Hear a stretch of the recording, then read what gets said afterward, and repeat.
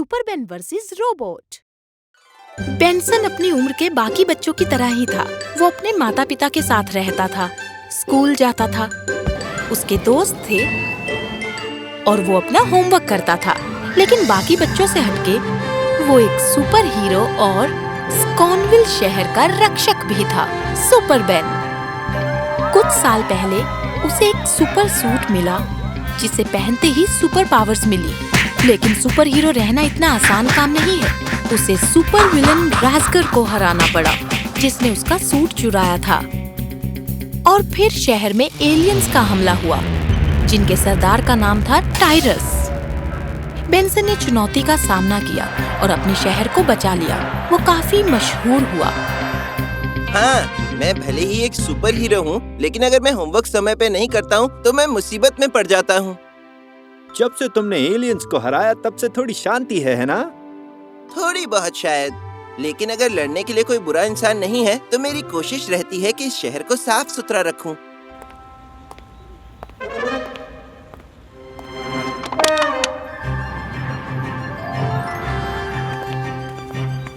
Excuse me sir, क्या आप उस कचरे को उठाकर कचरे के डब्बे में डाल देंगे? कचरा जानवरों के लिए खतरनाक होता है और इससे शहर की सुंदरता भी खराब होती है। अरे सुपरबेन, ये तुम हो। मुझे माफ करना। अगली बार से मैं कचरे को कचरे डब्बे में ही डालूंगा। गंदगी और प्रदूषण को कम करने के उसके प्रयास के बारे में पूरे शहर को पता चल गया था। एक आदमी को उसमें दिलचस्पी हुई। अगर हम साथ मिलकर काम करें तो इस दुनिया को एक बेहतरीन जगह बना सकते हैं। हाँ, सुपरबेन, मुझे ऐसे इंसान की ही तो तलाश थी कब से। ये है जेरी बेंटली, एक तकनीकी आविष्कारक और स्कॉनविल शहर का सबसे अमीर आदमी। गुप्त रूप से ये एक बहुत बड़े प्रोजेक्ट पर काम कर रहे हैं, जिससे अब दुनिया बदल जाएगी। मिस मैलरी, क्या आप पता लगा सकती हैं सुपरबेन कहाँ रहता है? मुझे लगता है कि प्रोजेक्ट क्लीन अप के लिए ये बेंसन लड़का मेरी मदद कर सकता है। जी सर, मैं अभी के अभी पता लगाती हूँ। बेंसन अपना होमवर्क खत्म करने की पूरी कोशिश कर रहा था, पर उसे क्या पता कि किस्मत एक बार फिर उसके दरवाजे पर दस्तक देगी। हाँ? मुझे अपना परिचय देने दीजिए। मैं हूँ जेरी बेंटली। अरे वाह, मैं जानती हूँ आप कौन हैं। आपसे मिलकर सच में बहुत अच्छा लगा। शुक्रिया। दरअसल मैं सुपरबेन से मिलने आया हूँ। क्या वो यहीं पर रहता है? बेंसन, कोई मिलने आया है? बेंसन ने सपने में भी नहीं सोचा था कि अरबपति जेरी बेंटली उससे मिलने आएगा। अरे वाह मिस्टर बेंटली, यकीन नहीं हो रहा। बेंसन, या तुम्हें बुलाऊं सुपरबेन? बेंसन ही बुलाइए। मैं आपके लिए क्या कर सकता हूँ सर? जेरी ने उसे बताया कि वो एक नए प्रोजेक्ट पर काम कर रहा है, प्रोजेक्ट क्लीन अप। ये एक नया कदम था स्कॉनविल शहर को गंदगी और प्रदूषण से मुक्त करने के लिए। शहर भर में इसका प्रचार करने के लिए उसे सुपरबेन चाहिए था। अरे वाह, ये बहुत बढ़िया रहेगा। मैं जरूर मदद करूँगा। प्रोजेक्ट क्या है? क्यों ना मैं तुम्हें खुद दिखाऊं। जेरी बेंसन को अपने हेडक्वार्टर्स ले गया। ये एक विशाल भविष्यवादी इमारत थी, जिसमें काफी सारे वैज्ञानिक और प्रोटोटाइप आविष्कार थे। बेंसन हैरान रह गया। देखो, ये है प्रोजेक्ट क्लीन अप। दरवाजे के पीछे एक गोडाउन था, जिसमें हर तरह के आकार के रोबोट्स थे। इन रोबोट्स को एआई द्वारा संचालित किया गया है और इनका एक ही मकसद है, स्कॉनविल शहर को गंदगी और प्रदूषण मुक्त रखना।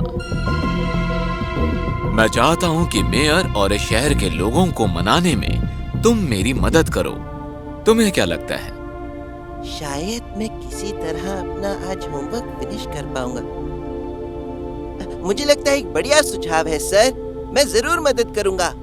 बेंसन की मदद से बेंटली ने स्कॉनविल शहर के सामने अपने इको फ्रेंडली रोबोट्स को पेश किया। किसी ने कचरा उठाया, किसी ने तालाब के पानी को साफ किया, किसी ने गंदी हवा को सोखा और उनमें से प्रदूषण वाले कण हटाए, और कुछ ने पुराने कूड़े को नई चीजों में रिसाइकिल किया। और मेयर को जेरी बेंटली का नया आविष्कार पसंद आया। उन्होंने इसे इस्तेमाल करने की अनुमति दे दी। आखिर में बेंसन को अपना होमवर्क पूरा करने के लिए वक्त मिला। पर बदकिस्मती से ये थोड़ी देर के लिए ही था। खबरों की माने तो जेरी बेंटली के इकोबोट्स तबाही मचा रहे हैं। अगला प्रसारण सीधे स्कोनविल शहर से। बेंसन, यहाँ आओ, जल्दी। हाँ, ये सही है कैरन। जो लोग गंदगी कर रहे हैं, रोबोट्स उन्हें गिरफ्तार कर रहे हैं और रिसाइकिल प्लास्टिक के पिंजरे में डाल रहे हैं। अब तक जेरी बेंटली या सुपर बेन से कोई टिप्पणी नहीं आई है। अरे नहीं, मुझे कुछ करना होगा। रोबोट्स ने समझ लिया था कि गंदगी या प्रदूषण से शहर गंदा नहीं था। इसकी वजह इंसान थे। उन्हें गिरफ्तार करके ही वो शहर को साफ रखने में कामयाब हो सकते हैं। होमवर्क अब नहीं हो सकता।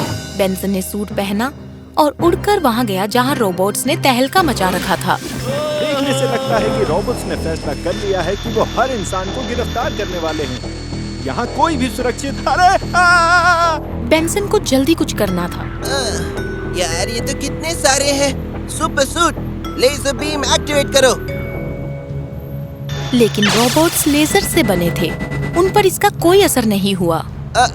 ये काम नहीं करने वाला। Super suit, slime bomb. पर स्लाइम बॉम्ब भी काम नहीं आई। रोबोट्स ने सारे स्लाइम्स को साफ किया और आगे बढ़ने लगे। ठीक है, तो फिर सुपर सूट, शॉकवेव। शॉकवेव ने काम किया, पर जो रोबोट्स घायल हुए उन्हें दूसरे रोबोट्स ठीक करने लगे। अरे नहीं, ये भी काम नहीं कर रहा।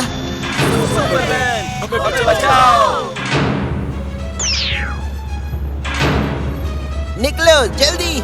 लोगों को बचाकर भी कुछ नहीं हुआ। रोबोट्स की तादाद बढ़ती ही जा रही थी, तो वो लोगों को फिर से पकड़ रहे थे। मुझे मदद चाहिए। शायद जेरी बेंटली को पता होगा क्या करना है। तो सुपर बेन तेजी से जेरी के हेडक्वार्टर्स तक उड़कर गया। उड़ते वक्त उसने देखा कि और भी रोबोट्स आते जा रहे हैं और वो सब के सब सीधे बेंटली के गोडाउन से आ रहे थे। हाँ, जाओ, शहर पर कब्जा करो। जल्द ही सब कुछ साफ हो जाएगा। गंदगी करने के लिए इंसान ही नहीं बचेंगे। अरे नहीं, लगता है शुरुआत से यही जेरी का प्लान था और मैंने उसकी मदद भी की। जेरी का सामना करने के लिए सुपर बेन वहाँ पहुँचा। अगर उसे शहर को बचाना है तो पहले उसे जेरी को रोकना होगा। जेरी, बंद करो ये। इसे शहर की सफाई नहीं कहते, कब्जा करना कहते हैं। हाँ, सुपर बेन, कितने भोले हो। शहर को साफ करने का सिर्फ यही एक तरीका है। इंसान बड़े ही बेपरवाह जीव हैं। वो बिना सोचे समझे गंदगी और प्रदूषण फैलाते हैं। अब उन्हें समझ आएगा, इंसान ही समस्या है। माफ करना मिस्टर बेंटली, लेकिन मैं ये नहीं होने दूंगा। मुझे रोकने की कोशिश तो करो। सुपर सूट, फ्रीज रे। सुपर सूट से बर्फ की बौछार हुई, जिससे बेंटली के पैर जमीन पर जम गए। रोबोट्स, मुझे बचाओ। रोबोट्स ने बेंटली को जमीन में फंसे हुए देखा, पर वो उसे वहीं पर छोड़कर चले गए। रोबोट्स, नहीं। लगता है तुम्हारे रोबोट्स को तुम्हारी कोई चिंता नहीं है जेरी। उन्हें सिर्फ एक ही चीज से मतलब है, हमें उन्हें रोकना होगा। मेरे एआई मेन फ्रेम तक तुम कभी नहीं पहुंच पाओगे। उसकी सिक्योरिटी बहुत जबरदस्त है। एआई मेन फ्रेम, हाँ? सुपर सूट, गायब हो जाओ। अब अदृश्य होकर बिना सिक्योरिटी सिस्टम को पता चले बेंसन जेरी के हेडक्वार्टर्स के अंदर घुस सकता था। उसने एआई मेन फ्रेम को हर जगह ढूंढा, पर उन रोबोट्स के बीच में से उड़कर जाना बहुत मुश्किल हो रहा था। उसने तकरीबन हार मान ली थी, पर तभी उसने कर्मचारी को टेबल के नीचे छुपा देखा। हेलो, ये मैं हूँ सुपर बेन। तुम मुझे देख नहीं सकती क्योंकि मैं गायब हूँ, पर मैं तुम्हारी मदद कर सकता हूँ। क्या तुम्हें पता है कि एआई मेन फ्रेम कहाँ है? ओह सुपर बेन, तुम्हें यहाँ देखकर अच्छा लगा। हाँ, मुझे पता है वो कहाँ है, पर इन रोबोट्स के होते हम कैसे निकल पाएंगे? घबराओ मत, मेरे पास एक आइडिया है। Super suit, stealth mode deactivate, trash cannon activate करो। मिस मैलरी, जेरी की निजी असिस्टेंट, बेंसन को बिल्डिंग के हॉल में ले गई ताकि कचरा फेंकते हुए उनका ध्यान भटका रहे। लगता है काम बन रहा है। जल्द ही वो एआई मेन फ्रेम तक पहुंच गए, जो आंगन के बीच में था। अब क्या? लगता है अगर हम मुख्य निर्देश को बदलें, तो हम इसे रोक सकते हैं। ठीक है, तब तक मैं इस कचरे से इन रोबोट्स का ध्यान भटकाता हूँ। तुम निर्देश बदल दो। हम उसे किस नाम से बदलेंगे? ऐसा कुछ होना चाहिए जिससे ये अफरा तफरी खत्म हो, पर और मुसीबत ना खड़ी हो जाए। क्या तुम्हें कुछ सूझ रहा है? कैसे रहेगा अगर जेरी बेंटली के हेडक्वार्टर्स में वापस लौटो और सेल्फ डिस्ट्रक्ट हो जाओ? ये बढ़िया है। अचानक रोबोट्स ने कचरा साफ करना बंद कर दिया और वो तबाह हो गए। शहर भर से सभी रोबोट्स वापस जेरी बेंटली के हेडक्वार्टर्स को लौटने लगे और स्कॉनविल के लोगों को राहत मिली। धीरे धीरे पुलिस वालों ने लोगों को छुड़ाया जिन्हें रोबोट्स ने कैद किया था और उन्होंने जेरी बेंटली को गिरफ्तार किया।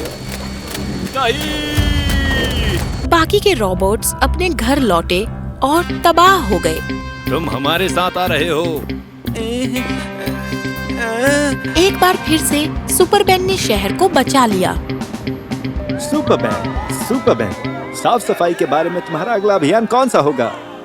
देखो, जेरी बेंटली को लगता था कि इंसानों की वजह से ये सड़कें गंदी रहती हैं, लेकिन उसे पता नहीं था कि हम खुद को सुधार सकते हैं। हमारी सड़कें साफ रहेंगी और ऐसा करने में इंसान ही मदद करेंगे।